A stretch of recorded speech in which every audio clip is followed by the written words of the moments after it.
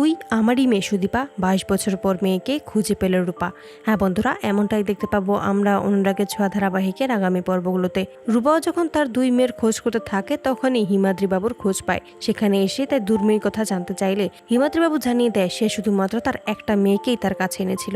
অন্য একটা মেয়েকে অন্য একটা পরিবার দত্তক নিয়েছিল, তবে সেই পরিবার এখন কোথায় আছে সেটা সে জানে না। তার কাজের সূত্রে এখানে বদলি হয়ে তাকে আসতে হয়েছে। রূপা তখন জানতে চায় সে কাকে নিয়ে এসেছে।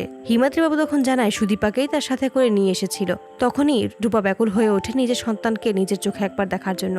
সুদীপা তখন বলে আমার সাথে ওকে একবার শুধু একটু দেখা করিয়ে দিন। ঠিক সেই মুহূর্তে দেখা যায় সুদীপা যখন হিমাদ্রি বাবুর কাছে আসতে যাবে তার আগেই শুনতে পায় হিমাদ্রি বাবু ও রূপা তাকে নিয়েই কথা বলছে। তাই আড়ালেই লুকিয়ে পড়ে কথা শোনার জন্য। হিমাদ্রি বাবু বলে আপনাকে আমি একটা অনুরোধ করব, আপনি সুদীপাকে আমার কাছ থেকে কেড়ে নেবেন না। আমি মানছি ও আপনার মেয়ে, কিন্তু ও আমারও মেয়ে। আমি ওকে ছোট থেকে মানুষ করেছি, ও ছাড়া আমি বাঁচতে পারবো না। ও আপনার মেয়ে, এই পরিচয়টা সবসময় থাকবে, তবে ওর থেকে আপনি আমাকে দূরে সরাবেন না।